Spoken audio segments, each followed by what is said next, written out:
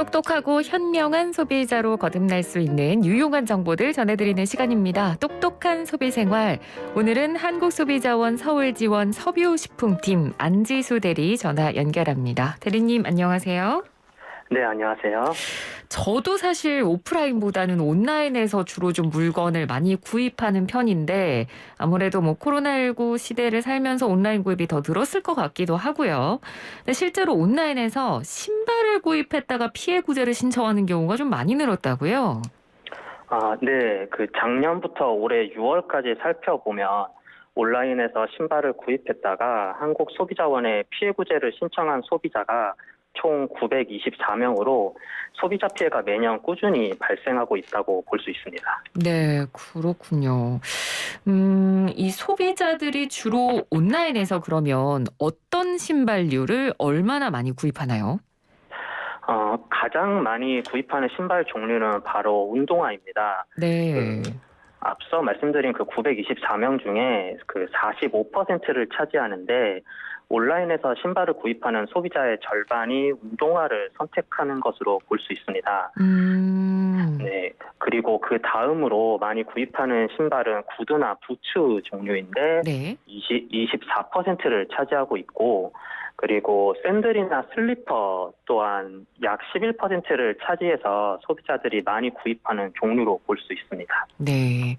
그러면 이 품질에 불만을 제기하는 사례들이 이제 여러 가지가 있을 텐데 어떤 사례가 가장 많은 비중을 차지했습니까? 네, 신발의 내구성에 대한 불만이 가장 많았습니다.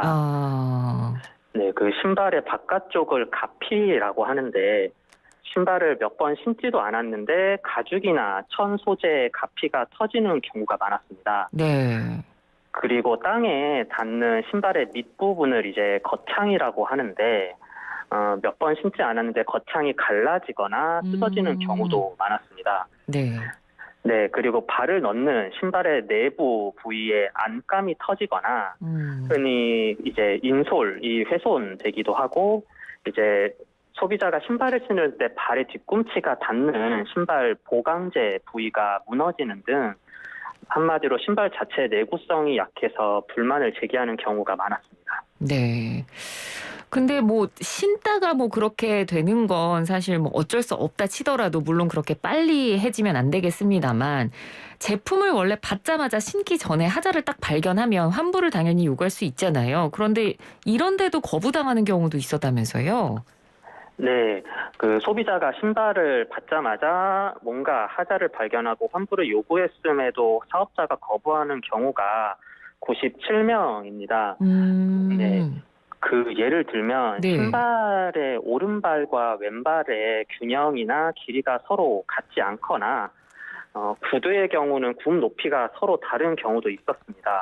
있죠. 그런 경우. 네. 네. 그리고 신발 가피 부위에 이제 봉제가 미흡하거나 흔히 신발의 혀라고 부르는 설포 부위가 이상한 것을 보고 바로 환불을 요구했지만 사업자가 거부하는 경우도 많았습니다. 네. 근데 아무래도 이 온라인에서 상품을 구매를 할 때 소비자 입장에서 피해가 가장 많이 일어나는 부분이 바로 이런 부분이거든요. 반품이나 환불이 전혀 안 된다라고 거부당하는 경우. 그러니까 환급을 거부당하는 이유들에 대해서도 좀 조사를 하셨죠? 네네. 소비자가 신발의 하자를 주장하면서 이제 환불을 요구했는데 사업자가 하자 자체를 인정하지 않고 환불 자체를 거부하거나 반품 배송비를 청구하는 경우가 많았습니다. 그리고 설사 하자가 아니더라도 소비자가 이제 신발이 단순히 마음에 안 들어서 전혀 신지 않고 환불을 요구해도 사업자가 교환 환불이 안 된다고 사전에 고지한 것을 이유로 거부하는 경우도 많았습니다. 네. 또한 소비자가 신발을 신어보고 발에 안 맞아서 환불을 요구했는데 신발에 이제 착화 흔적, 신어본 흔적이 남아서 환불을 사업자가 거부하거나 소비자가 배송받은 신발 확인을 위해서 박스를 개봉했는데 박스가 훼손되었다는 이유로 신발 환불 자체를 거부하는 경우도 많았습니다. 네. 아마 지금 예를 들어주신 이유 한두 가지 정도는 아마 다들 경험해 보시지 않았을까 싶은데 저도 경험한 적이 있고. 자, 그러면 이 한국소비자원에 접수된 이 피해 사례들 중에 저희가 좀 듣고 참고할 만한 소비자 피해 사례 몇 가지 좀 간략하게 더 소개를 해 주시죠. 네, 어떤 소비자는 인터넷으로 산 플랫 슈즈를 배송받고 처음 신었는데 신발 발등 부위가 이제 금방 터져서 환불을 요구했지만 사업자는 소비자가 신다가 망가뜨렸다고 주장하면서 환불을 거부하는 경우가 있었습니다. 네. 또 다른 소비자는 배송된 운동화를 이제 박스를 열어서 확인하니 신발 뒷굽의 길이가 좌우가 달라서 환불을 요구했는데 사업자는 그것이 제품 문제가 아님을 주장하면서 반품비 6만 원을 청구하는 경우도 있었습니다. 네. 그리고 최근 명품 신발 구매도 계속 늘어나고 있는데 어떤 소비자는 110만 원짜리 샌들을 사고 사이즈만 확인하고 환불을 요구했지만 사업자는 소비자가 사이즈 확인을 위해 신발을 신었다는 이유만으로 환불을 거부하는 경우도 있었습니다. 네, 그렇군요. 그러니까 참 이게 오프라인에서 직접 보고 이제 사는 거랑 온라인에서 사진상으로만 보고 사는 거랑은 좀 다르기 때문에 소비자들이 특히나 이 온라인에서 신발을 구매할 때는 좀 유의해야 될 점이 많을 것 같습니다. 어떤 부분들을 좀 유의하면 좋을까요? 네, 소비자가 온라인에서 신발을 구입할 때는 먼저 사이즈표와 배송비 조건을 꼼꼼히 확인하셔야 됩니다. 그리고 한정판이나 세일 상품 등을 이유로 교환 환불이 안 된다고 고지하면서 판매하는 쇼핑몰은 가급적 이용하지 않는 것이 좋습니다. 네. 신발을 받고 나서는 신발 상태를 가장 먼저 자세히 확인하고 만약 신을 생각이 없다면 7일 이내에 환불을 요구하셔야 됩니다. 만약 신발을 신어보는 경우에는 신발에 훼손이 가지 않게 조심히 신어야 되고 혹시 모를 반품에 대비해서 신발 포장 박스도 망가지지 않도록 주의하셔야 됩니다. 네. 그래서 저도 뭐 교환 환불이 아예 안 된다고 명시되는 쇼핑몰들은 저도 좀 가급적이면 피하는 편인데 근데 요즘은 이런 경우도 많습니다. 쇼핑몰에서 자체 제작하는 상품들 그래서 자체 제작했기 때문에 교환 환불이 안 된다. 라고 이제 미리 얘기하고 판매하는 경우도 굉장히 많거든요.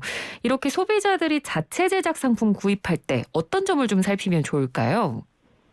네, 요즘 자체 제작, 주문 제작, 1:1 오더 메이드 등을 주장하면서 교환 환불이 불가능하다고 판매하는 쇼핑몰들이 많습니다. 네.